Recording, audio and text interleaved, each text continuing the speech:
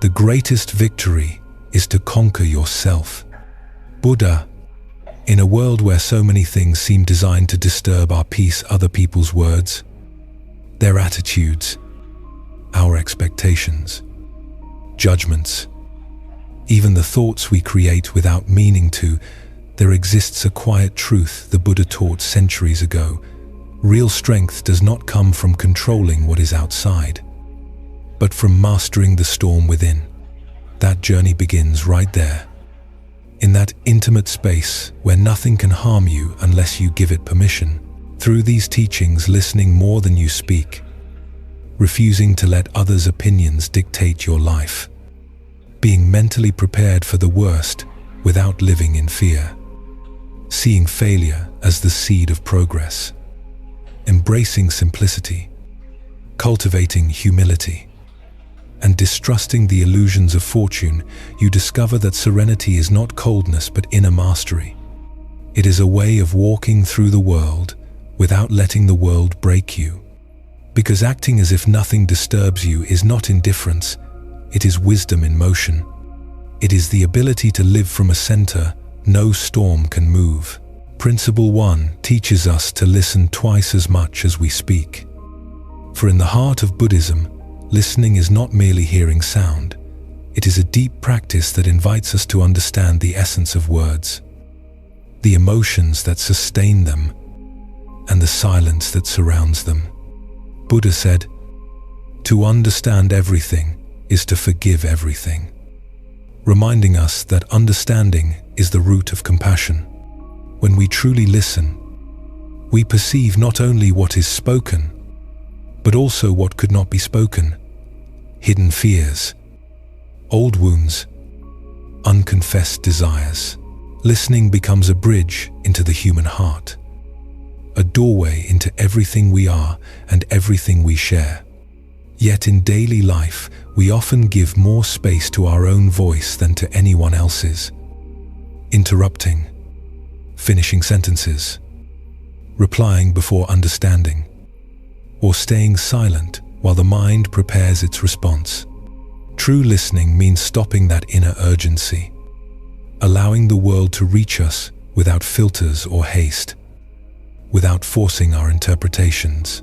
When we listen more than we speak, our empathy expands, our sensitivity deepens, and we begin to perceive the subtle, silent side of life, the whisper of the wind, the stillness of dawn, the quiet presence of those who suffer unseen.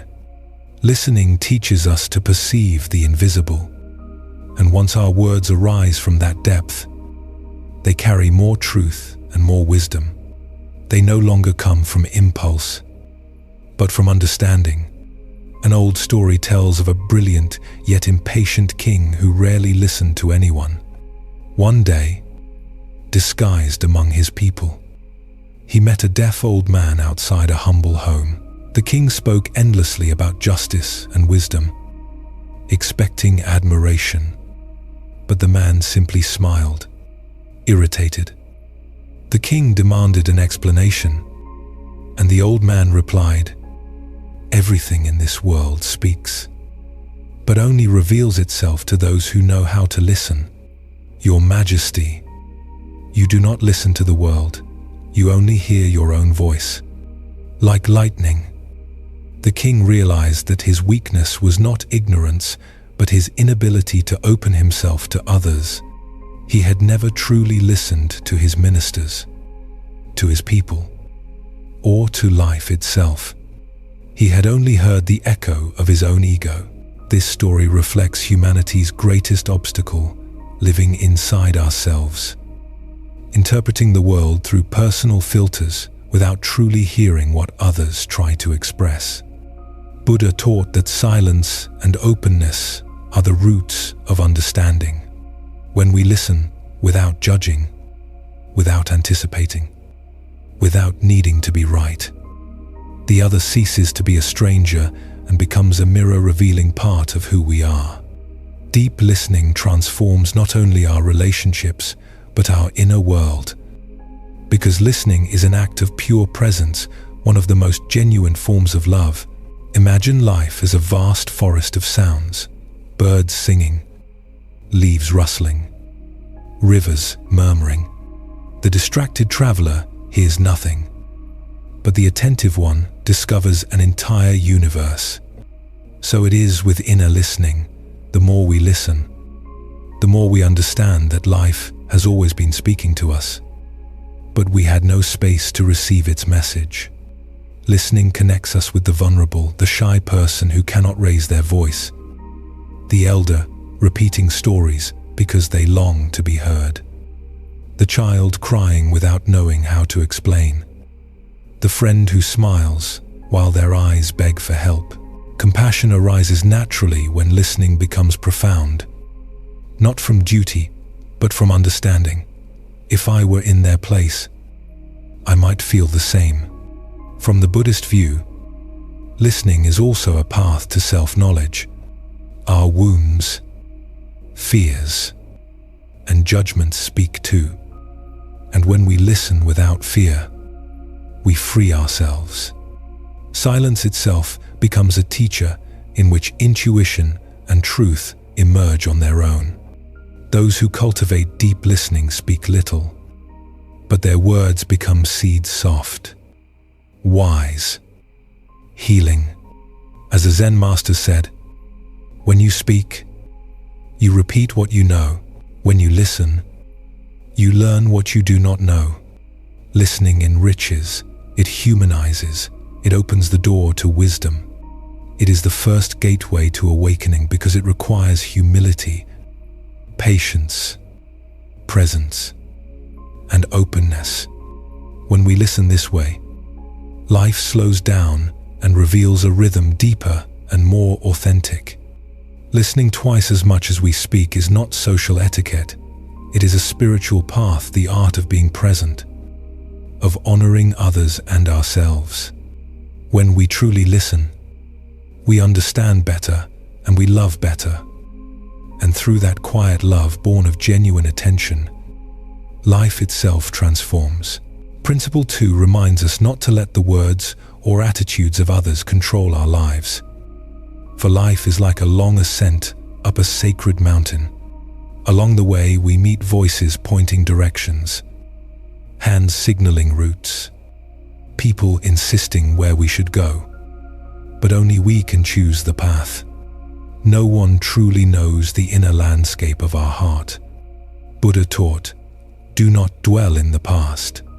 Do not dream of the future. Concentrate the mind on the present moment. Do not live trapped in others' opinions or in their fears projected onto you. Stay rooted in the present, where your life is shaped step by step like a traveler who climbs without being shaken by the noise below.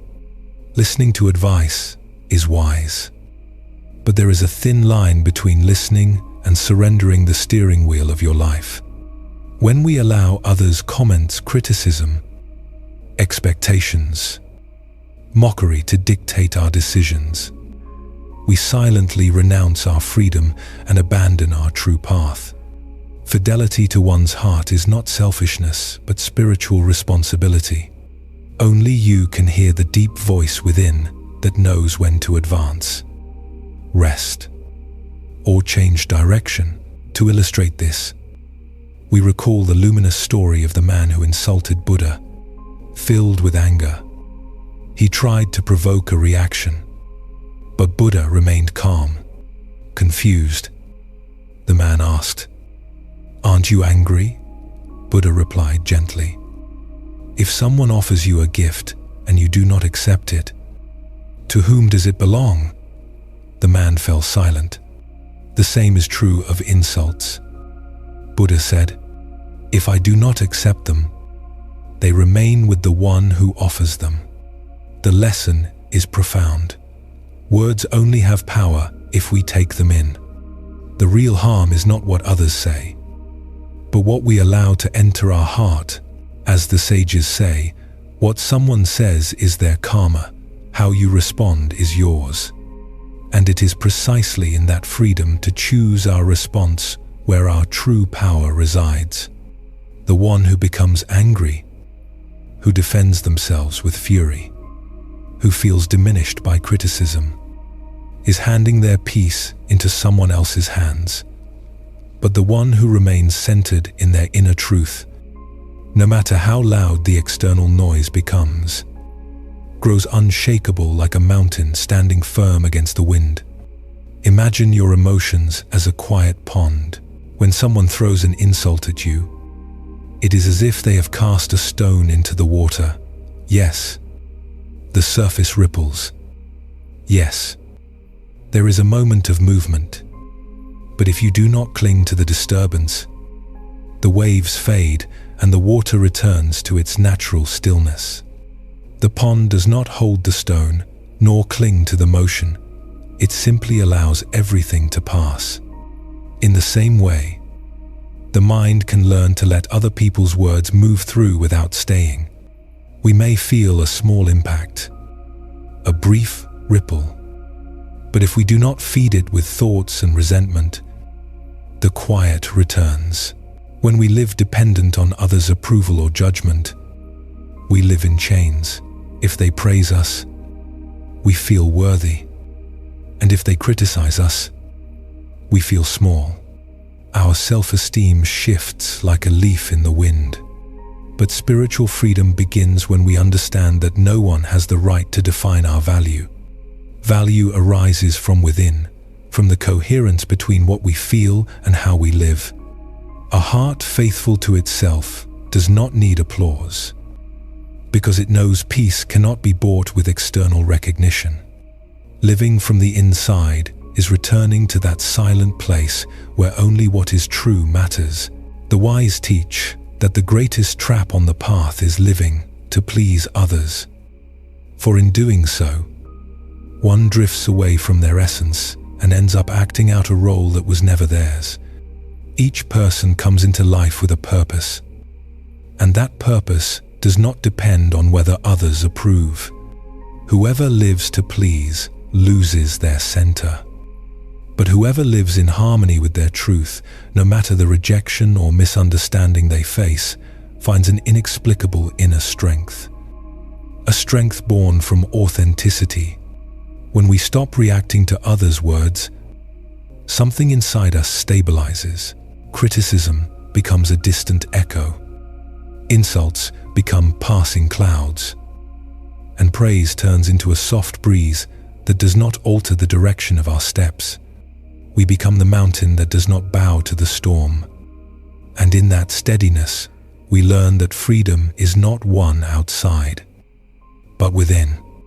The practice, ultimately, is about seeing clearly, seeing that others' words are impermanent, seeing that our reaction is optional, seeing that our path belongs only to us. When we truly see, we stop clinging to opinions. The heart grows lighter, the mind grows still, and life regains its natural direction. Not letting others' words or attitudes control your life does not mean becoming indifferent or arrogant. It means recognizing that your peace matters more than any external judgment, that your worth does not depend on outside voices, and that your destiny can only be guided by you. When you walk this way, free from the weight of opinion, each step becomes authentic. Each decision rises from your center, and each day becomes an act of inner freedom. And then, as Buddhism teaches, you discover that true strength is not overpowering the world, but remaining at peace within yourself, regardless of what the world says or does. This is the freedom no one can take from you. This is the summit of the sacred mountain. Principle 3 teaches us to be willing to accept the worst. For in Buddhist wisdom, understanding the real nature of suffering is essential to finding inner serenity. Buddha said, "Pain is inevitable. Suffering is optional. Pain is part of the human condition. We will lose. We will separate. We will fall ill. We will watch loved ones depart, but suffering, that tightening in the chest born of resistance, is a choice the mind makes when it clings to what can no longer be. just as day follows night. Life holds moments of calm and moments of turbulence. Expecting the river of existence to always be gentle is denying reality. Wise is the one who accepts that some waters will strike hard while others will flow softly. Acceptance is not surrender and not pessimism. It is a spiritual life jacket, an inner preparation that prevents us from drowning when the waves rise. It is acknowledging that life will bring challenges, losses, changes, endings we did not choose, and beginnings we did not expect. When we accept this truth, we grow less fragile, not because we stop feeling pain, but because we no longer fight the inevitable. Resistance creates suffering. When the mind says, "Why me? This shouldn't be happening. This cannot be real," it traps itself in rejection and deepens the wound. But when instead we gently say, "This is what is here now," something loosens inside us. The load becomes lighter, and space opens for tranquility even in the storm. Acceptance does not heal instantly, but it opens the path to healing. One of the most moving stories illustrating this principle is that of Kisa Gotami, a young mother who lost her only child.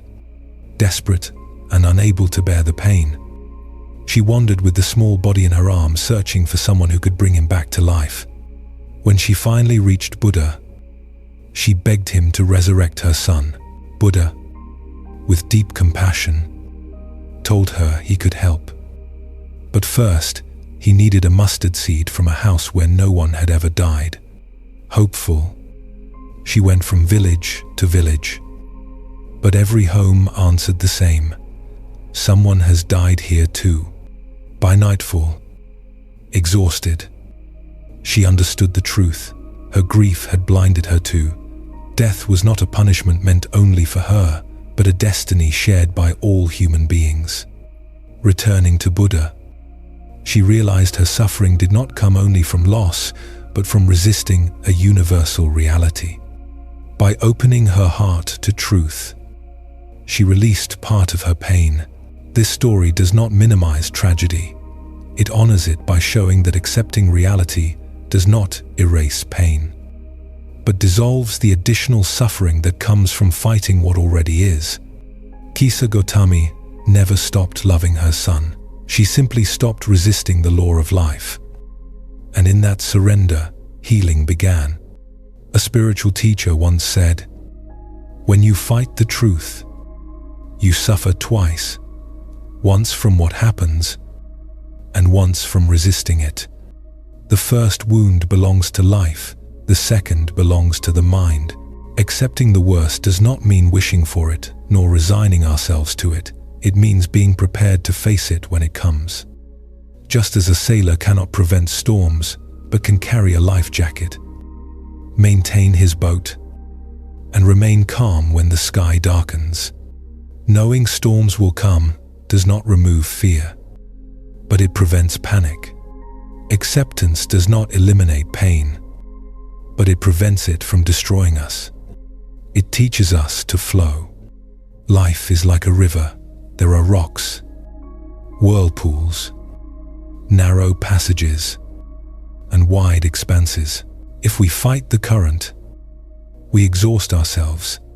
If we try to stop the water with our hands, we find only frustration. But if we stop resisting and allow the river to carry us, we discover movement is part of existence. Pain behaves the same. The more we push it away, the more it becomes stuck. The more we deny it, the more it suffocates us. But when we accept it like a wave that comes and eventually retreats, something within aligns with reality, and serenity appears. Acceptance does not mean stopping feeling. It means stopping the fight with what we feel. There are pains that arrive like a cold wind through the skin. There are losses that leave a silence so vast it seems endless. But even that silence is part of the path. Accepting it allows us to hear it, learn from it, and eventually transform it. Sometimes the worst is not the event itself, but our fear of facing it. We fear pain as if it were a wave that will destroy us, when in truth, it is a wave that comes to teach us about impermanence, love, and inner strength. By cultivating acceptance, we gain a different kind of courage, the courage to look at reality without masks, without lies, without self-deception. It is a quiet, humble courage that transforms us into freer beings. Because we stop depending on life always being as we want. In that freedom, we find an inner refuge nothing can take. When we accept the worst, we begin ironically to live better, more present, more authentic, more grateful for calm moments and stronger in turbulent ones. Acceptance does not mean constantly expecting disaster. It means knowing that if it comes, you can walk through it. It is telling yourself, I do not wish for the storm, but I know I can withstand it if it arrives. That inner certainty, born of clarity rather than naive optimism, is one of the greatest sources of peace, like the river flowing around the rock, like the tree bending in the wind without breaking. Our life becomes flexible, resilient, serene. Ultimately, accepting the worst opens the door to the best. Because when we stop fighting reality, we discover the strength that was always there. Waiting, we discover peace does not come when storms disappear, but when we stop fearing them. We discover that even in our most painful moments, there exists a deep place of silence and clarity where the mind rests and the heart renews itself. When we learn to dwell there, we find our true inner home. Principle 4 teaches us not to fear failure, for it is the only path to progress. In the Buddhist view, each day is a new opportunity, a quiet rebirth, inviting us to leave behind what no longer serves us and walk with more clarity toward what matters. Buddha expressed it beautifully. Each morning we are born again. What we do today matters most. This reminds us that the past, with all its mistakes and stumbles, is not a sentence but a field of learning. Failure is not punishment nor proof of inadequacy. It is a tool, a cornerstone in the process of growing, transforming, and awakening. From birth, we learn that advancing requires falling. A child does not walk without falling dozens of times. Each stumble is the body adjusting balance, strengthening muscles, refining movement. No parent scolds a child for falling, they encourage them, lift them, smile at the attempt. That is how we should treat ourselves, with patience, tenderness, and understanding. But as we grow, we forget this simple wisdom and begin to fear the fall. We fear being wrong. We fear being judged. We fear discovering we are not as secure as we pretend. Yet true progress, the kind that transforms the heart and mind, only appears when we allow ourselves to fail. Every mistake is like the strike of a chisel against rough stone. At first it appears to be a wound, a fracture, but when seen clearly, it is a necessary step in revealing the sculpture that has always been hidden within. In the same way, each error shapes our character, polishes our ignorance, and opens cracks through which the light of understanding can enter. Failures do not distort us, they reveal us. They do not leave us weaker, they show us where the soul must be strengthened. What matters is not how many times we fall, but how many times we choose to rise again with greater wisdom and serenity than before. Buddha himself walked through a profound process of trial, error, and transformation. Before attaining enlightenment, Siddhartha Gautama spent 6 years practicing extreme asceticism, prolonged fasting, relentless meditation, physical deprivation, rejecting nearly all bodily needs. He believed that mortifying the flesh would lead him to truth. But his body grew so weak that one day he collapsed beside a river, close to death. To many, that moment would have been proof of his spiritual failure. Yet, when Siddhartha regained consciousness, he understood something that would forever transform the history of Buddhism. That extreme path did not bring him closer to wisdom, but to needless suffering. Instead of clinging to pride, he accepted the truth of his collapse. And through that acceptance, the principle of the middle way was born, the path of balance and clarity that eventually led him to enlightenment beneath the Bodhi tree. What the world called failure was, in truth, the gateway to understanding. What looked like defeat became the defining moment of his entire spiritual journey. Had Siddhartha not passed through that mistake, he would never have discovered the path that is now the heart of Buddhism. This story shows us that even the wisest must err, must fall, must release false ideas in order to embrace deeper truth. Failure, then, is not the enemy of the spiritual path, but its silent companion. A Zen master once said, "He who fears failure has never stepped onto the path of truth." And he was right. The fear of failing is, at its core, fear of seeing ourselves as we truly are. When we fall, illusions crack, illusions of control, unrealistic expectations, layers of pride, and through those cracks, light enters, the light of discernment, humility, authentic wisdom. Accepting failure as part of the journey makes us freer. It frees us from paralyzing perfectionism, from harsh self-judgment, from the need to pretend. We learn that life is not a straight line of accumulated successes, but a continuous flow of attempts, adjustments, and transformation. Each error is a message. This is not the way, try another. Each stumble is an invitation. Look deeper, see what you missed. And each rising is a quiet affirmation.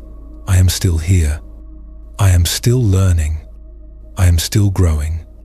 Life, like a mountain path, requires us to move without guarantees. Sometimes we choose difficult detours. Other times, the terrain unexpectedly steepens. We trip over our expectations, our fears, our lack of clarity. But if we look at each fall with the eyes of a student rather than a judge, we discover that failure never knocks us down completely. It opens new possibilities. Fear, on the other hand, can freeze us entirely. The one who fears falling so much that they stop walking condemns themselves to remain in the same place. That is why accepting failure as a teacher is more important than accumulating success. When we stop fearing mistakes, something beautiful rises within us. Courage, not a loud, aggressive courage, but a quiet, deep courage that allows us to act without depending on the outcome. We dare to try what once felt impossible. We give ourselves permission to learn, explore, and discover. We begin to see that each day is truly a rebirth, a blank page where past scars matter less than the intention we bring to the present. What matters is what we choose today, what we build today. Authentic progress is never linear. It moves in waves of falls and ascents, doubts and discoveries. Failure is simply a sign that we are moving, experimenting, alive. When we understand this, fear loses its power. We no longer walk with a clenched heart, but with an open mind. And in that openness, real growth appears. Accepting failure is accepting human nature. It is understanding that we are not machines built to always get it right, but beings who learn through experience. Each mistake is a disguised teacher. Each fall is an opportunity to release another illusion, refine another part of ourselves, and make room for more truth. Seen this way, failure is not a shadow to avoid, but a lantern that illuminates the next step. Ultimately, do not fear failure, for within it lies the doorway to progress. Do not fear falling, for within the fall lives the seed of transformation. Do not fear erring, for within the error the right path reveals itself. As the wise say, every time you fall, a part of your ego breaks, and every time you rise, a part of your spirit awakens. And so, step by step, through stumbles and rebirths, true wisdom is formed. Principle 5 teaches us to keep things simple, for in simplicity we find clarity and peace. In Buddhist teachings, simplicity is not a withdrawal from the world, but a way of inhabiting it with more lucidity. Buddha said, "The way is not in the sky, the way is in the heart." The path is not somewhere far away, not in complicated theories or unreachable goals, but inside, in the quiet simplicity of a heart that knows how to distinguish what is essential from what merely fills space. Modern life, with its urgencies, comparisons, and limitless desires, pushes us to fill our world with things, tasks, expectations, and noise. But the more we carry, the less we see. A saturated mind becomes cloudy. A heart overloaded with demands loses its softness. Simplicity is therefore an act of inner liberation, clearing the path so peace can enter. Imagine your life as a garden. Many flowers grow there, but not all require your care. Some bloom on their own. Some wither regardless of effort. If you try to tend them all, you exhaust yourself. Wisdom lies in recognizing which flowers nourish your soul and which, no matter how much attention you give them, only drain your energy. Some relationships nourish, others deplete. Some activities illuminate, others merely fill the calendar. Keeping life simple means focusing your care on what gives meaning and letting the unnecessary follow its natural course. It is not bitter renunciation, but an act of self-love. Simplicity is also air. It creates space for the mind to breathe. When we remove the unnecessary imagined worries, accumulated objects, unhelpful habits, oppressive expectations, and inner freshness emerges. It is not about living with nothing but living without excess. Excess confuses us. Too many desires, too many voices, too many comparisons.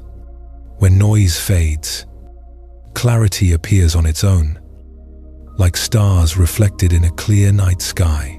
The night is beautiful not because of how many things fill it, but because of the spaciousness that allows each star to shine. Likewise, the mind finds depth in simplicity. Once, a man approached Buddha with a weary face and troubled heart.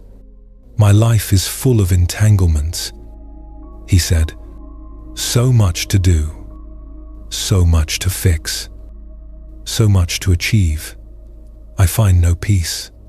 Buddha listened, then replied with calmness, Happy is the one who knows how to be content."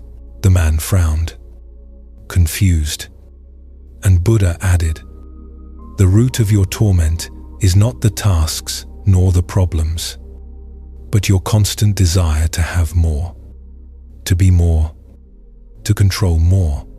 Release just one desire, one that burdens you today, and you will see how space for peace appears.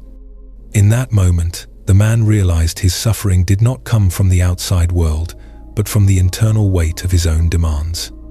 This story shows that the search for peace is not about simplifying the external world, but simplifying the inner one.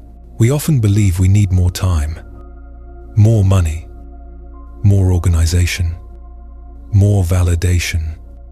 But Buddhism reminds us that true simplicity begins when we drop one word: more. The mind that always wants more is restless. The mind that allows enough finds rest.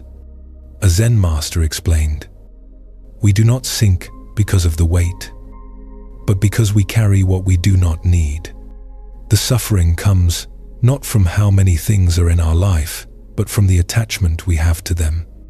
When we are willing to let go, life becomes lighter, like the gentle exhale after a long breath. Simplicity is not deprivation, it is an invitation to return to the natural rhythm of being. Keeping things simple does not mean living without ambition or dreams. It means understanding which dreams come from the heart and which arise from comparison or fear. It means knowing what helps you grow and what merely fills temporary emptiness. It means asking within, does this really matter? Does this nourish my peace or steal it? When the answer is clear, decisions become effortless. A simple life also teaches presence, with fewer distractions, fewer objects, fewer artificial commitments. We can truly be in what we do. Tea tastes deeper. Conversation becomes sincere. Silence becomes nourishing. Time stops fragmenting into endless tasks and regains its natural continuity. Nothing accelerates.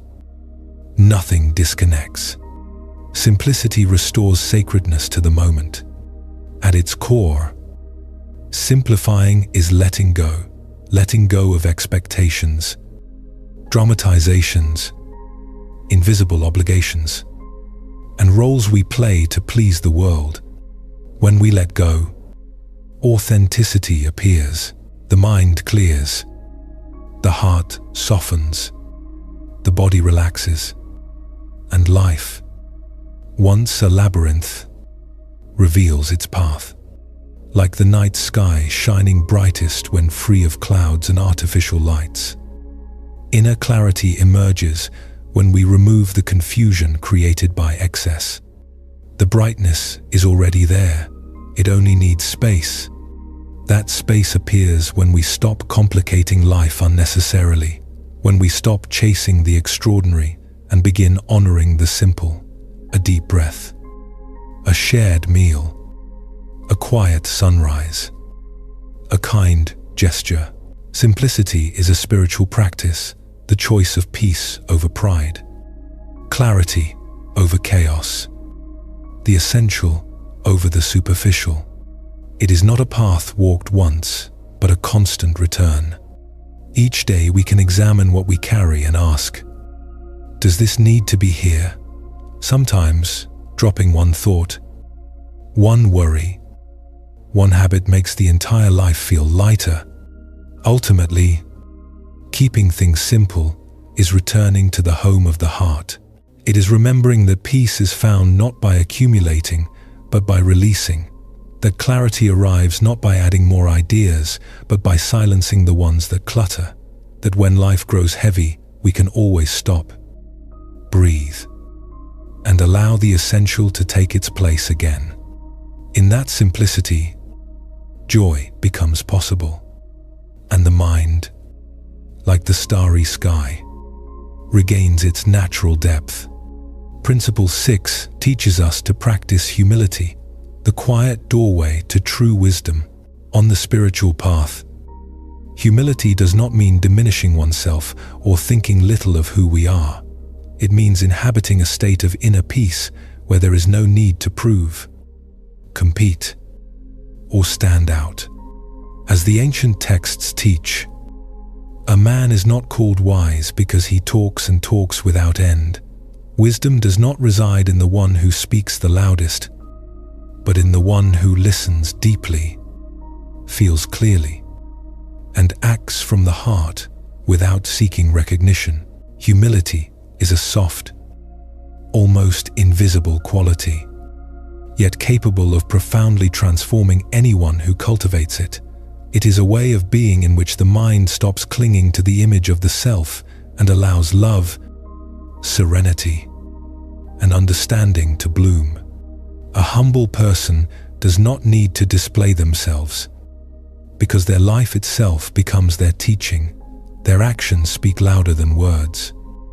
They do not seek to impose, but to connect. They do not strive to always be right, but to understand the reasons of others.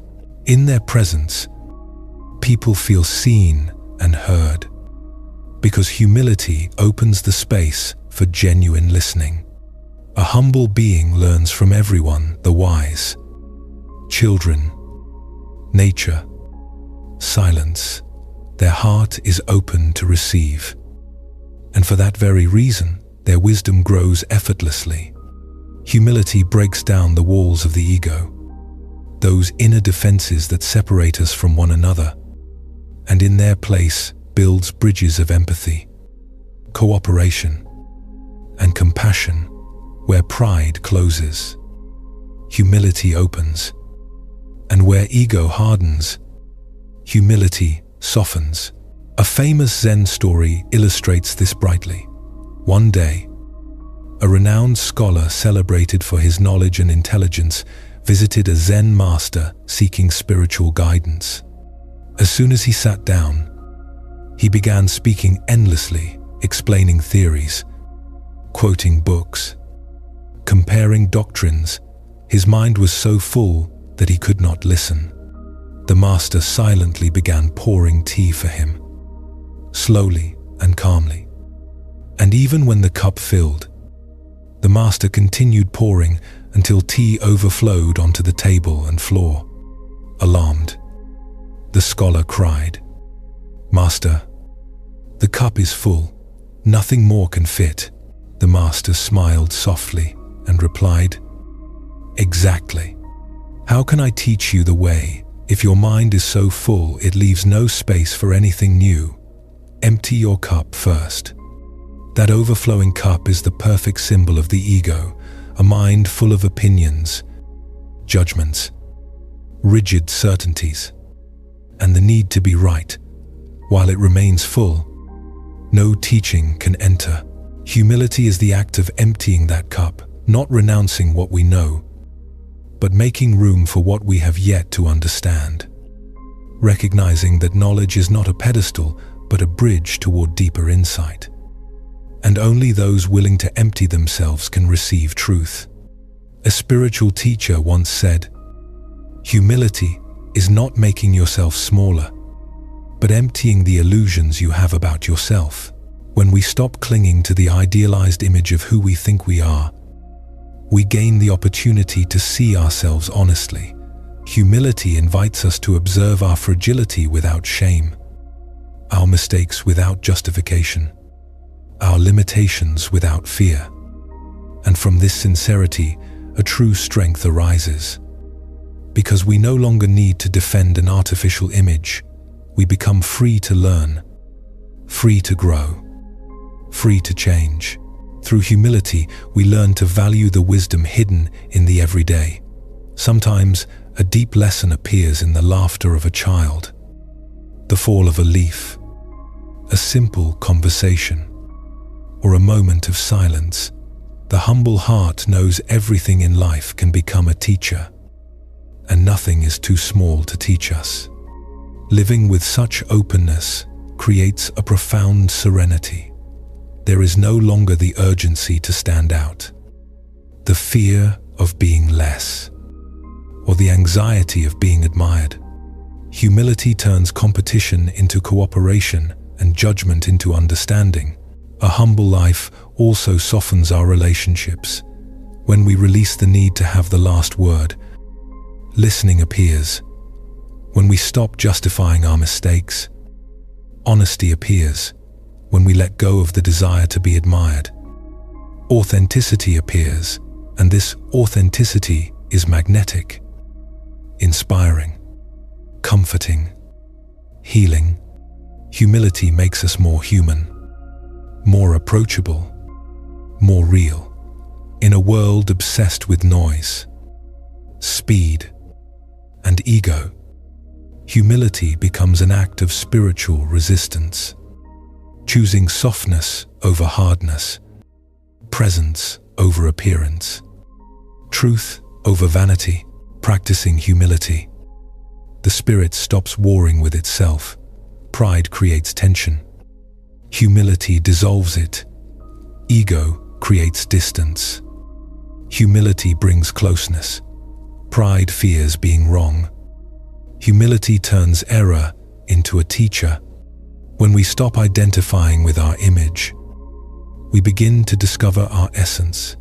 It is like polishing a fogged crystal behind the ego's projections shines a clear, calm, deep light. And staying close to that light is living from humility. Ultimately, humility is not an external behavior, but an inner state. It is not about appearing humble, but being humble, recognizing we are part of something larger, that we are here to learn, to serve, to love. The humble person does not see themselves as less than others, but neither as more.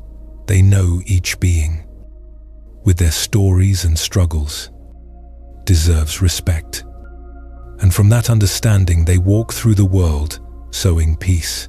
When we practice humility, we leave a trail of calm wherever we go. Our presence becomes gentle, our speech more conscious, our actions more compassionate. And without effort, without grand declarations, we become instruments of peace. True humility does not make noise, but it illuminates. It does not demand, but transforms. It does not boast, but liberates. And in that silent freedom, we find a wisdom no book can teach, a wisdom only a humble heart can understand. Principle 7 teaches us to recognize the dangers of wealth, for true abundance is born in the heart. Buddha taught, health is the greatest gift, contentment the greatest wealth, capturing the essential truth that material things are impermanent and fragile. Possessions can be lost, decay, break, or even become chains binding us to fear. External wealth, without inner depth, becomes a burden more than a blessing. Yet, most people chase this illusionary richness endlessly, believing it will bring fulfillment. On the spiritual path, we learn that what is truly valuable cannot be held in the hands. It can only be experienced with an awakened heart. True wealth is what sustains life from within. Health is the foundation of all joys, for without it, even the grandest palace becomes a prison. Contentment, the art of knowing what we have now is enough, is a treasure no thief can steal, and sincere bonds rooted in loyalty, presence, and genuine love are riches that remain even in times of poverty. A shared smile, a simple meal, a quiet walk at sunset. These small experiences hold a beauty far beyond any luxury object. Abundance, seen from the heart, does not depend on quantity, but on the depth with which we live each moment. To understand the dangers of external wealth, consider the story of the poor man and the jar of gold. One day, while digging, he found a great jar filled with golden coins.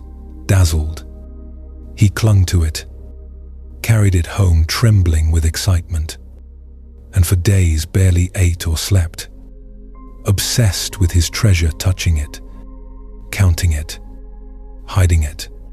But one night, in the dim light, he saw something that froze his breath. Inside the jar, coiled among the coins, was the black silhouette of a snake. Terrified, He fled from his own house and did not return until dawn. When he finally gathered the courage to look again, approaching the jar, he discovered the snake was only an old, twisted rope. In that moment he understood. The jar had never been the threat. His fear of losing it was what had poisoned him. This story is a profound metaphor for attachment. Objects themselves do not harm us, but the desperate fear of losing them does. Gold does not bite, anxiety does. Possessions do not scream. The mind trapped in worry does. Attachment turns a simple object into a monster that dominates our peace. For the more we own, the more we can lose. And the more we can lose, the more fear grows within us. Possessions multiply concerns because the ego identifies with them. We feel we are worth what we own, that we are what we show, that our security depends on what we accumulate. But this path always leads to emptiness, because nothing material can give a peace that only inner stability provides. A monk once said, "When you cling to your possessions, you become the guardian of your fears." And it is true. The grasping mind lives tense, always comparing, protecting, fearing, while the mind that practices detachment lives light. It does not reject its possessions, it rejects the fear tied to them. It knows the material is useful, but not eternal, valuable, but not essential. And from that clarity arises immense freedom. Recognizing the dangers of wealth does not mean rejecting it, but seeing it clearly as a tool, not as emotional refuge. Money can ease suffering, create opportunities, bring comfort, but no amount of it can buy serenity, true love, or spiritual awakening. Only a stable heart can sustain peace. Only a content mind can experience true abundance. Contentment, the knowing of enough, is a spiritual art. Not resignation, but wisdom. Behind constant desire, there is always a sense of lack nothing can fill without contentment. One may have mountains of gold and still feel empty, while gratitude allows someone with little to feel full. Abundance is not in quantity, but in the way we relate to what we have. Thus, the spiritual path invites us to cultivate three treasures that never deteriorate: health, which sustains the body and allows us to experience everything; contentment, which sustains the mind and frees us from craving; and loyalty and true love, which sustain the soul and give meaning to our existence. When these treasures are present, even a simple life shines with deep beauty. When they are absent, even a life surrounded by luxury becomes barren. Ultimately, understanding the dangers of wealth is understanding the essence of human suffering: attachment, clinging to possessions, to status, to personal image, is like holding sand in your hands. The tighter you squeeze, the faster it slips away. But when you loosen your grip, the sand rests softly in your palm. Life works the same way. When we stop grasping, we find peace. Material wealth is temporary, fragile, perishable, easily lost, while inner peace, that silent calm, independent of anything external, is a treasure no one can take. When we truly understand this, we stop chasing wealth as if salvation were inside it and begin to live with more lightness, clarity, and gratitude, discovering that real fortune lies not in what we accumulate, but in what we can feel, share, and live without fear. Step by step, we learn to walk with a free heart, rich in what truly matters. In conclusion, integrating all 7 principles into daily life reveals that they are not distant philosophical ideas reserved for monks or spiritual seekers. They are practical, deeply human tools meant to guide us in every step, every relationship, and every challenge of our everyday journey. Listening with the heart, refusing to be ruled by others' opinions, accepting difficulties, transforming ourselves through failure, simplifying the weight of our burdens, acting with humility, and understanding the dangers of attachment to the material.